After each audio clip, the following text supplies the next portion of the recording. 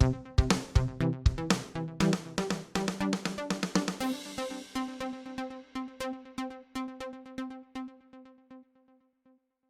you ever meet a doctor who was board certified in 3 specialties and then went on to run 2 healthcare companies and host a podcast to boot? Well, if not, you will shortly. My guest today is Dr. Jonathan Baktari, CEO of E7 Health and U.S. Drug Test Centers, trained in internal, pulmonary, and critical care medicine, and host of Baktari MD. Hi, everyone. I'm David Williams, president of strategy consulting firm Health Business Group and host of the Health Biz Podcast, a weekly show where I interview top healthcare leaders about their lives and careers. Welcome, Jonathan. David, thank you so much for having me. It's a big honor. Yeah, no, it's great to have you on. Well, we're going to talk about all the stuff you've been doing lately, but before, let's talk about how you got there. I'm interested in your background, your upbringing. What was your childhood like, and any particular influences that have stuck with you throughout your career? Yeah, so my childhood was amazing. I was one of three born to immigrants who moved to the United States for a better life. Typical story on that. But had an amazing childhood. Not necessarily because we had a lot of resources, but certainly a house full of love and caring and concern. So that was amazing. And my dad was a doctor, so I got to see how that worked a little bit, and probably had a subtle but major influence on me. Yeah. Well, where did you fit into the three? Are you like in the top, bottom, middle? Yeah, I was the oldest. Yeah, me too. Oh, there you go. Yeah. Yeah. I have two. I'm also one of three, and my two younger brothers are identical twins. So I was the oldest one. We're almost like triplets because we're pretty close in age, but not quite. And one brother is a doctor, so if I need a doctor, that's who I call. As long as one of you got there, that's exactly. Okay. I'm just kidding. No, not at all. Good. And then how did you figure out sort of where you were going education-wise? You said it was maybe a subtle influence, but strong influence from your dad and the physician side. But what were you thinking like when you went to college? And did you know you wanted to go to med school right away? Yeah, well, you have to know for the most part in college that you want to go to med school because, there's you got to cut out all the excess frat parties and all that other stuff because you're never going to get the grades to get into med school. So if you don't know you're going to med school by your freshman year, you're behind the 8 ball because there's a lot of stuff you got to do theoretically if you want to get into med school or certainly a good medical school. So so I pretty much knew freshman year that that's the direction I wanted to go. Typical pre-med, straight arrow kind of thing. Yeah. And that served me well. I tell a lot of young people, for medicine specifically, make that decision your freshman year, which of course, 18-year-olds are not in a position to make the world's best decisions. But if you can make that decision at 18, what you want to do for the next 60 years, can you imagine at 18 years old making that decision? So it's not optimal, but that's the way the system is set up. Actually, I mentioned my brother already. He actually, I think, studied philosophy or something in college, and he actually then did go and take a year separately once he figured out he wanted to be a physician. So but not everyone can do that, and took him a little while longer. It's doable, but if you blow off your first couple of years, those grades are going to come with you right into med school. So it's not as simple as it sounds to like later on. Switch situations. I mean, unless you had great grades coming out of even when you were in philosophy. Yeah. But if you decide to major in fraternity parties, your first 2 years, it's pretty hard to reverse engineer that when you apply to medical school. Well, I was, we were speaking before the show and talking about how a lot of the viewership, listenership are people that are kind of earlier stage. So I do want to say, yes, take the good path, stay in school, get good grades and everything like that. So it's a good idea. My brother did get good grades, and so he ended up in a good spot, but that is not for everybody. Now, when you came out of school, there's some people that go to medical school and they realize, I actually didn't want to be a doctor, and they go into business. Now, you didn't take that path, and you did quite a bit on the clinical side early on. Can you talk about, what that was like? Yeah, pretty much a typical straight arrow. Finished medical school, went right into internship and residency at Northwestern University from Ohio State. And then after I finished my 3 years of internal medicine, I became board certified in internal medicine, started a pulmonary and critical care fellowship at UCLA out in Westwood. So did that for 3 years, and then went to the clinical medicine and joined a group, became clinical faculty in 3 medical schools over my clinical career, and became a senior partner in the group. And that was sort of the clinical route, and then eventually, of course, transitioned to other stuff. I saw one thing on your resume. There were some that I had heard of, like Anthem and UHS, but it seems like you made a stop at a place called Culinary Health Fund. What is that, or what was that? I can't believe you said that, because in the Nevada area, Culinary Health Fund is a big deal. Yeah. Uh, they're Well, they're sorry actually about that. I won't. As I mentioned, I've like been to Las Vegas maybe once every yeah. 3 or 4 years, and so I apologize to anybody I may have offended through that. Yes. Well, they actually are the union for all the workers on the strip. They have I'm guessing around 50,000 employees, and they have a self-insured health fund. So I was their medical director for 4 years, as well as Anthem Blue Cross Blue Shield for the state of Nevada. Sounds good. Well, like I said, I hope I didn't slight anybody. And Yeah. I thought it might be something like that, but I also thought maybe what it is saying, hey, if you eat well enough, you don't need a doctor, and that would be Right. a chief Yeah. medical Yeah. officer. That, yeah. Yeah, I don't know how they got that name. Must have started up because all the workers on the strip are on are on that union. I think majority of them. Yeah. So it has from the person who checks you in to everybody. So it must have started. I'm assuming, maybe somebody can comment, but I'm assuming it started with just culinary workers, but now it's the whole Las Vegas Strip. It could be, although I think I have two other ideas of how it could be. So maybe someone didn't see it spelled out, and they thought it was culinary. So either they thought it was cool to be in it, or because it can get pretty hot in Las Vegas, they thought you stay cool if you there have it you physically. go. So those are my two explanations. All right, let's stick with that. All right. So now I got another one though. Now this one you were responsible, probably had something to do with the name, which is called E7. What's E7? Right. E7 Health. So we were actually initially, when we rolled out E7, it was called the Vaccine Center. And our goal was to create the first company that focused on adult vaccination. So if you can imagine that we were like a COVID company before COVID hit, adult vaccination. So, and we did that. We went into 7 books of business where adult vaccinations were involved: student health, employee health, travel medicine, STDs. All those had vaccines involved. But it got to the point where people thought that's all we did because we're the vaccine center. So E7 was our branded technology as it applies to the 7 books of business that we were in. So we became a software and technology company developing software and technology for those 7 books of business. So E7 Health combined the 7 books of business we were in with the technology that we were deploying. So let's just talk about, before the technology side of it, how the insight on kind of like a vaccine-centric program. Is that from your background? Did you see that was something that was kind of lacking, or is this just a new turn in your career? Well, first of all, I mean, the startling fact that I think most people don't know is that even per CDC, there's about 50,000 vaccine preventable deaths in the United States annually, which is, as I often say, it's the same number of people who died in the Vietnam War almost. Yeah. So it's vaccine preventable. So I just think, we're so focused on childhood vaccinations that we don't think about adult vaccinations in terms of health and safety. Certainly we didn't think about it prior to COVID. Yeah. Now, of course, people get it that adults may need to be vaccinated in certain situations. So we just thought there was an opportunity to impact, those 50,000 deaths.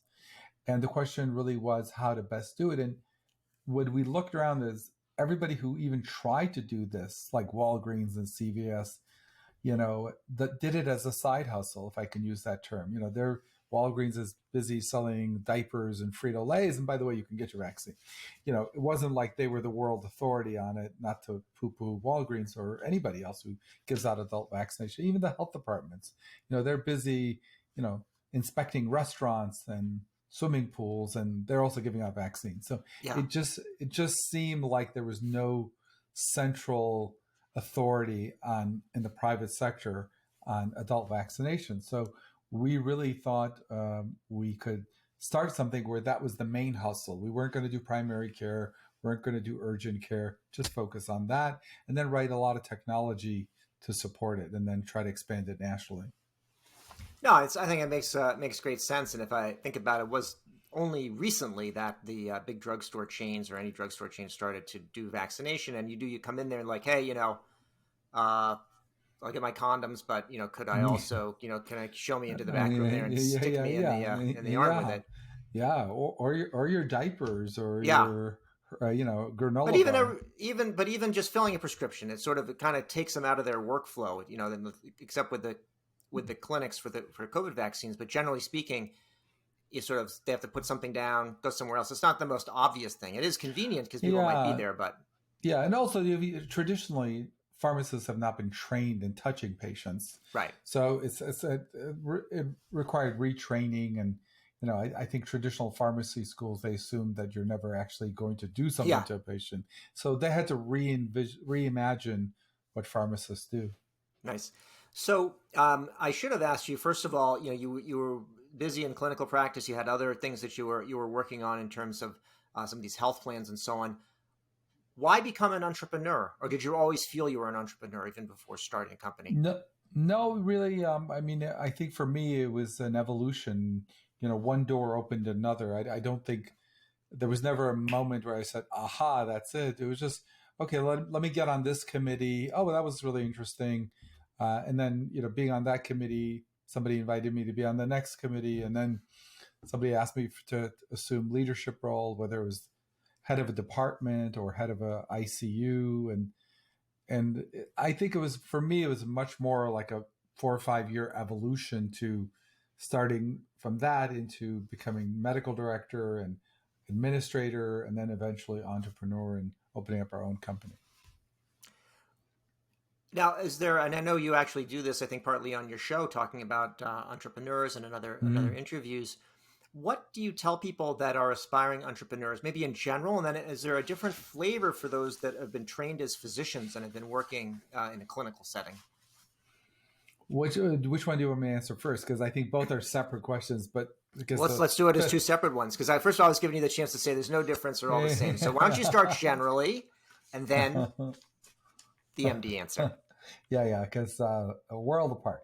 Um, well, generally, I think most people who are thrust into leadership do it because they happen to come up with the idea or they started the company, but they're not necessarily the best qualified person to be a leader per se, by training at least. And so, I think when you look at companies that fail, you often wonder, well, okay, was the product bad? What was so bad, or what didn't work, or they run out of money? And it could be all those things, but often it is just poor execution, poor leadership, because it's just because you're a nice guy is not going to make you a great leader Yeah, necessarily, unless you acquire skills. It's sort of like, just because I'm a nice guy doesn't mean I can land a 747. I mean, I can be as nice as I want. I can get along with as many people as I want. Put me in a cockpit of a 747. That plane's going to crash for sure. And so if you don't but view it as a thankfully, skill, but thankfully, that is enough to be a podcast host. I'm just a nice guy asking questions. I'm not going to land any 747 or even a little Cessna or Piper. Okay, well, there you got me. Okay, I guess I guess maybe it's not a skill. No, but think about it. To do anything well, it requires a certain skill set. And yes, there are people who are naturally good podcast hosts, but there's no one who's a natural lander of a 747, right? I mean, you can't naturally No, know how to take out an appendix. You can't naturally know this stuff, right? So you got to get skills, and that's, I think, the light bulb that needs to go off. yeah, But hey, I need to acquire some skills. And so, in fact, if I could do a shameless plug for my podcast, go for it. this season, we're launching season 2 in about a few weeks, and the total focus is Crash a CEO School, which is all the mistakes I made the first 5 years. Don't Nice. do that. Don't do that. So yeah. So again, it's this imparting skills. How about on the physician side? What's special about like a physician entrepreneur? What do they need to be mindful of that a regular person maybe doesn't need to be so concerned with? I think two things. I think for a lot of physicians, and myself included, we think on some level what we're doing is a calling from God, or some higher level thing, which is true. And so I think when you then kind of say, hey, how would you like to also focus on this thing on a capitalistic side or whatever? It kind of like, it's like, they, for some people, it just doesn't sit well. So I get that. And I think, but you have to understand that theoretically you could help a lot. You could help people by seeing patients, or you could help people by doing something in the healthcare field that improves the lives of people, maybe exponentially. So if you view it like they're both valid channels, I think it's easier to, if you're leaning in that direction, to think about it. But I think the second problem with physicians is, they spend, 10, 15 years training for what they're doing, and then they work 60, 70, 80 hours a week. So people always think doctors are bad entrepreneurs. They are, but not for the reason you think. They're bad entrepreneurs because they're doing something else 80 hours a week. Yeah. And I'd be a bad anything if I was working 80 hours a week and then you tell me, oh, by the way, take up gardening. I'm probably going to be a bad gardener. So I think part of it is, doctors get a bad rap. They're like, oh, they're all, they're bad investors, they're bad entrepreneurs, they're bad. But because they're so committed often to their main thing, that anything they do is like a side gig.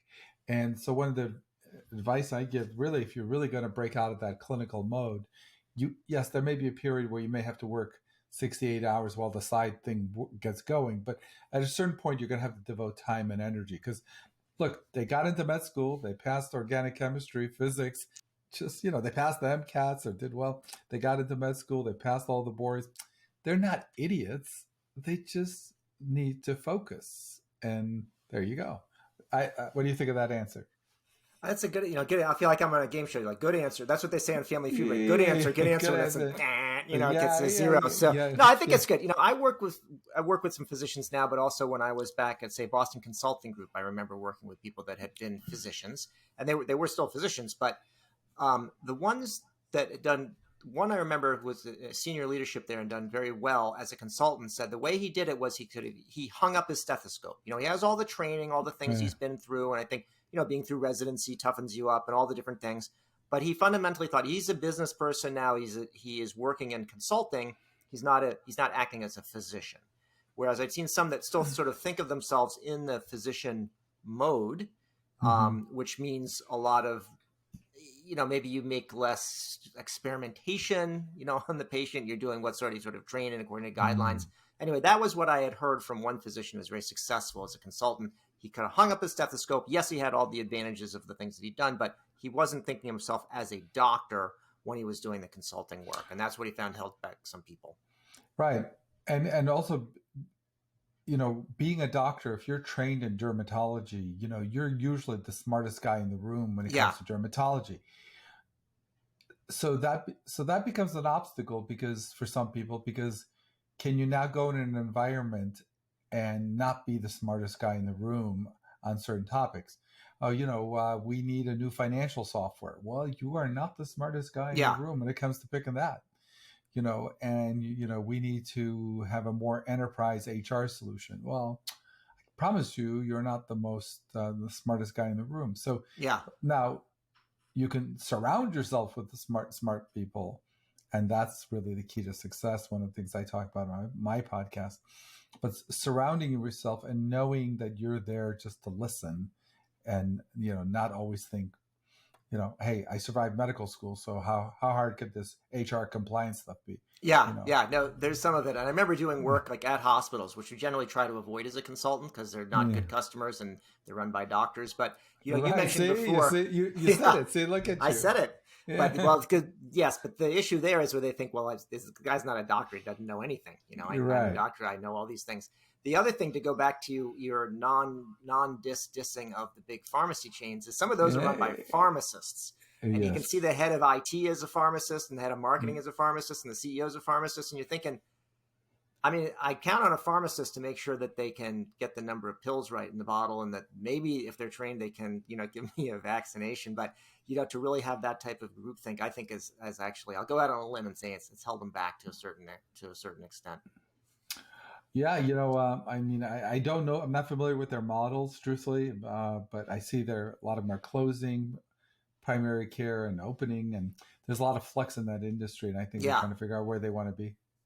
Now, so you mentioned before, and I took you back to it about the vaccinations, but E7 Health is broader and it's focused on preventive health and wellness. How much of it is still kind of based on the vaccination and what's the Hmm. kind of the broader um, services that you provide, and then the technology element of it? Yeah, so we still are in the seven books of business that we identified that vaccines are involved. What we did was, like let's just say student health. We got into student health because, people going into med school, nursing school, pharmacy school, respiratory therapy school, need certain vaccinations and procedures done to them often before they start and even every year. So we got into it by offering the vaccines, but then we would have somebody who's starting respiratory therapy school and say, well, I'm here for my vaccines, but I also need a drug test and a physicals. So eventually we went vertical and horizontal in every one of those. So vaccine is what got us into the field, but then we provide all the services. So think of it as an automotive center. They're going to give you tires, they're going to, fix your engine, whatever. So we're still in the seven books of business that adult vaccinations are involved, even STDs. We give out STD vaccines, like HPV. And so if we're going to give out the vaccines, we're also going to do STD testing. And so we've confined ourselves. And I think, by the way, that's one of the dangers of when doctors get into anything. They have a license to do anything Yeah. in medicine. So they start selling vitamins, doing Botox, weight loss, smoking cessation, whatever. And the temptation is, I have a license, I have an office, I have staff, so Yeah. Let me why add not? them. Why let me add them? Yeah. So we stuck to the seven books of business. We don't. If you come in with a cold, we don't see you. If your tummy hurts, we don't see you. We refer you, of Okay. course, but we stick to what we do, and then we write technology, which you were alluding Yes. to manage that. So that's really our core competency. As I tell people, we're really a technology company masquerading as a healthcare company.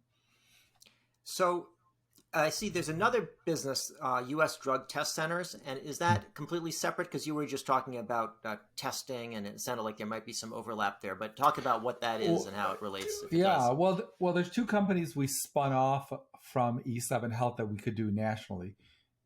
E7 is brick and mortar. It's in Las Vegas. We're going to expand regionally and then hopefully nationally. But simultaneously, two of our products in the E7 bucket we can do using our network of our partners. So U.S. Drug Test Centers does nationwide drug testing. We're using 20,000 collection centers as part of our network. We write the technology and software for companies and individuals to get nationwide drug testing. So that became its own standalone company, but it really evolved from one of our E7 departments, which was the drug testing department. And then we just launched e-national testing, which is nationwide blood testing, cholesterol testing, any kind of blood testing you would need without actually going to see a doctor. We have doctors in all 50 states that can write a prescription, call you with the results if they're positive. So we've taken the parts of E7 Health that we could leverage our partnerships network and launch them nationally. So you mentioned that E7 Health was sort of a COVID company before there was COVID, to Mm-hmm. paraphrase. Yes. Were you involved, or have you been involved in the vaccinations for coronavirus? So we weren't involved in the vaccinations because only until recently were they commercially available to private uh, clinics. So, but we were very involved in COVID testing. We were probably one of the first or early to market with nationwide COVID testing for the workforce and individuals, where we would FedEx you a saliva kit, not the Yeah. swab thing, and you would spit into it, and it would go to our lab that we had partnered with, and you'd get your results, in a couple of days. So it was an amazing thing because a lot of major companies used us who had to, for example, test their entire workforce, every week or whatever Yeah. depending where in the pandemic you were, and our technology allowed that to occur where someone could place the order, the kit would get sent out, go to the lab, the results would come back to our technology and be available for the company or the person. So we had all that technology teed up prior to COVID. So when COVID hit, we didn't have to write that software or write that technology. We already had it on the shelf. That's good, because a lot of companies did write it from scratch, and with all of that implies from a software development and debugging standpoint. So I should have tried you, but I didn't know at the time. So That's okay. Yeah. Well, let's talk about podcasting. This is like a meta thing, right? Like, this is a podcast about podcasting. When I first started writing a blog back in 2005, I remember a lot of my most popular posts were right about blogging. That's what people wanted to read about. So I don't know that people care about, listen to a podcast about podcasting. Nonetheless, you're big into podcasting, and I'm curious about sort of, what was the inspiration for, starting your own podcast? My thinking behind it, and I'll tell you how I got there, was sort of like the inside locker room of what doctors and hospitals and insurance companies are really thinking. And my real inspiration was one time someone asked me, how do you pick a good primary care doctor? You know how your friends and family, Yeah. And I'm like, so I gave him some really down and dirty ways to figure out, how to pick a primary care doctor. Now, sort of the stuff that only insiders would tell you, right? Yeah. And so then I decided to Google it. I would Google, and I go on YouTube and look for a podcast that talks about how to pick a primary care doctor, right? Because I wanted to see what was out there. Yeah. And so I got this one guy, which I won't say, had 100 million views. No, had like 5 million views. Yeah. And he was a doctor. Yeah. And so I'm like, okay, let's 5 million views, what does this guy have to say? And he's like, okay, here's how you pick a primary care doctor. Find a doctor that will listen to you. Find a doctor who cares. No, oh gosh, this whole time I've been looking for doctors who don't care about me or who won't listen to me. Not actionable information. I mean, it's not like you can actually use that information. So I just got thinking, what would happen if the stuff that I'm telling people on the side, if I would just put it in a podcast, because I think the information doesn't exist like that, sort of raw. If you can hear the coach at halftime, what's he really telling the players, right? Like, not like what he says in the interview when he comes out of the locker room, like what's really being said in there, And so this sort of the inside scoop on healthcare just kind of hit me, and I'm like, I wonder what that would be like just to say it like it is, not in a bad way, not not to incriminate anybody, but just to say it like it is. And so that's how the first season evolved. That's good. Well, I'll have to listen to the episode of picking a primary care doctor. I thought I was very clever of picking a primary care doctor. I had one that retired, and then I had one that went in to become a concierge physician. So I've been in this boat a few times. And so my clever idea was that I know a ton of doctors. So I'll figure I'll ask, who do they go to, And then, so the problem with that, as you may be able to tell, is that, well, when they go, they're a doctor, and they get treated a certain way. And the doctor's doctor is not necessarily the primary care doctor you want for yourself. So that didn't work out. Now, I did ask my brother, not for primary care, but about how to pick, like, say, a specialist. What he suggested, I don't know if you endorsed this, was if you can find out who the fellows think is the best doctor, that's who you go with. And the reason is that they are, at an advanced level of training. They know they work with everybody, and they're discerning enough to see what's what. So that's my piece of advice that I would say. But that requires you to be in a place that has fellowship programs, not all major cities. Sure. And then you have to have access to the fellows, which is, I was a fellow. It wouldn't be easy to get access to us when we were. No. Well, my brother's a doctor. I didn't say he gave practical advice. Yeah, I'll give you a couple of highlights of the podcast. For example, I said, you know what? Call the office and see if you get that. If you're calling to book an appointment, press 1. If you're here for insurance reasons, press 2. If you need our billing office, and then when you hit one of those, then there's 3 more prompts behind that. And then at the last, you get through 4 prompts, and it goes, unfortunately, we're not available. Leave your message. We'll call you back in 24. Okay. So obviously, that should Yeah. be a telltale. I mean, Yeah. right. So that's so easy to do. So easy. Call and see how long just pretend like you're new. How long is the first appointment? And lastly, not lastly, but one of the other key ones is now that there's so much consolidation in healthcare, 75% of doctors are employees. So are you seeing a doctor who's an employee, which means that more than likely after your first visit, you're going to see his or her nurse practitioner or PA. Not that there's anything wrong with that, but at least you should know that because you may not have access to your primary care doctor more than you think. So, and which is fine, by the way, that is totally okay. You just have to know it so you can decide how you want your healthcare delivered. So these are all things that are pretty easy to find.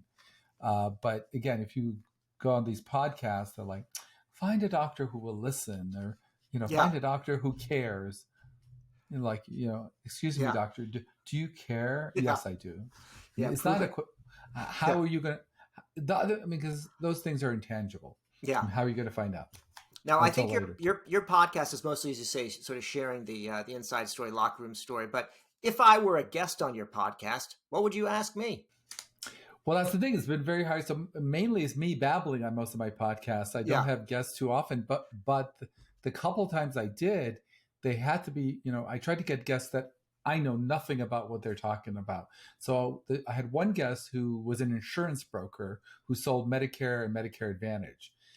And I really wanted to hear the insurance side of this, of people who are selling these policies. Yeah. And so I brought him on because I thought, OMG, because I know I have ideas from my perspective clinically, but I want to hear it from the insurance side. Then I had another guest who's just this amazing plastic surgeon, Dr. Miller, who does a lot of breast implants and augmentation. And, I just thought there was, because I have patients who ask me the pros and cons, and I really obviously have limited amount of information. So I brought him on for a 2-hour session, like explain anything and everything a woman deciding if they want to go through this, the pros and cons in detail. So it's almost like a 2-hour consultation. So if someone saw that podcast and they were thinking about moving forward with that, and they certainly could, at least they would have pretty much any question they would imagine answered. So it's just, so I have guests who just literally can, teach me stuff that there's no way I would have access to. So people can get an A to Z. Even the Medicare podcast went on, I think, for 2 hours. It was literally granular, like covering every detail of whether you should get Medicare Advantage or versus holding on to Medicare. Great. Well, if I know you've had careers as a clinician and as an entrepreneur, but if you want to go into politics, that would be good too, because I asked you a question, you answered the question you wanted to answer, and not the one that I asked. So that's also whoa, let's walk back. I said, if I were a guest on your podcast, what would you ask me? Oh, you specifically? Yeah, me. Yeah, not if one were a guest. Yeah. No, and I'm only we're at this section of the show where I'm not asking any fair questions, only unfair questions. Oh, okay. Well, then can I have one more bite at that apple? Please. Okay, so I was on your website about the consulting you do. Yeah. Tell me what your typical client. I mean, I'm sure it's everything, but who's your typical client? See, I'm interviewing you now. See, there we go. So there's, of course, how if I say there's no such thing as a typical client. Anyway, the client is usually a technology-enabled healthcare services company that's trying to figure out how it can extend its growth. And so they're trying to look around the corner a little bit and see what's coming next over the next 2 or 3 years, so they can figure out, should they diversify into a new geography, a new customer type? Do they need to develop a new product? Should they merge with somebody? Should they make an acquisition? So the typical company is a mid-sized, usually private equity funded, technology-enabled services company. Okay, and then if you don't mind, can I ask a follow-up? Is that am I allowed? Okay, well, but now I can say you just asked. That was the second question, but yeah, I'll see if I answer it. But yes, you can ask. Okay. Yeah. So help me understand. If I was thinking of hiring you guys, what would I say? Well, why are you any more qualified to give me this insight? Yeah. You've had a lot of other clients, blah blah blah blah. But what? How are you going to give me information that I couldn't figure out, let's say, on my own? Or yes, more experience, blah blah blah. But teach me what's the secret sauce? Yeah. Well, so there's no secret sauce, but what we do that differentiates us is that we've been doing consulting for a long time. So, I've been doing consulting for 30 years. So not only, Wow. yeah, so not only do we know kind of how to do consulting, but we've actually seen a lot of things come and go. So we've got that experience, but also the interest and sort of the naive mind to, not be too biased and just rely on our own experience. The other thing is that in addition to working with companies as a consultant, I'm also on the boards of some companies, do some investing, I've run some companies myself, and so have more empathy for the CEO than the typical consultant. So anyway, that's it. I got what kind of one more? Yeah, sure. Do you find that your advice is sometimes heeded, sometimes not, and is that frustrating to go there and give advice and the times it's not received well? How do you deal with that? So, in a boutique firm, which I've run for a long time, you have the luxury of being able to sort of select clients you want to work with, as opposed to trying to like fill the shop and just do whatever needs to be done. And so I usually say, if we're working with a client and they're not engaging with them, not heeding our advice or whatever, then that's more my problem. Either I haven't explained things well, or I'm picking the wrong clients to work with, and I shouldn't complain about it. I should go and find, something else to do. So I don't find that to be the case. Now, there's some consultants early on in their career that actually are happy if the client doesn't take their advice, because what if they take their advice and it turns out to be wrong, right? So they can say, hey, they didn't take my advice. That's why they weren't successful. Right. Not that the advice that's interesting. Yeah. How do you like that? So I like that. Yeah. Now, I got one more question. I got one more question for you before we close up here, which is, I want to know whether you've had a chance to read any reading of any books, anything good that you've read lately, or anything you would suggest that we avoid because it was no good.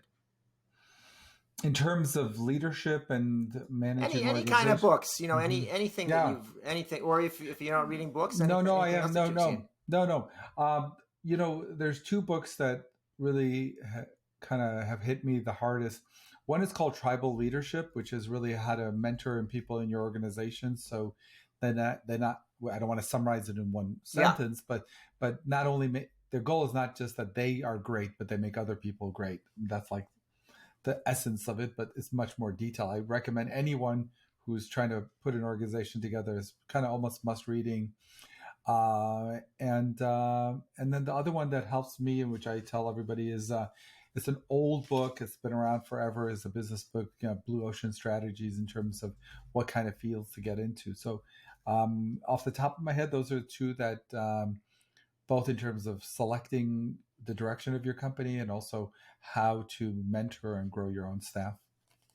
Well, Dr. Jonathan Baktari, CEO of E7 Health and U.S. Drug Test Centers, thanks for being a guest today on the Health Biz podcast, and thanks for interviewing me for your podcast. Yes, anytime. Maybe we should bring you back for an extended talk. We'll see. Thanks again. Thank you. You've been listening to the Health Biz podcast with me, David Williams, president of Health Business Group. I conduct in-depth interviews with leaders in healthcare business and policy.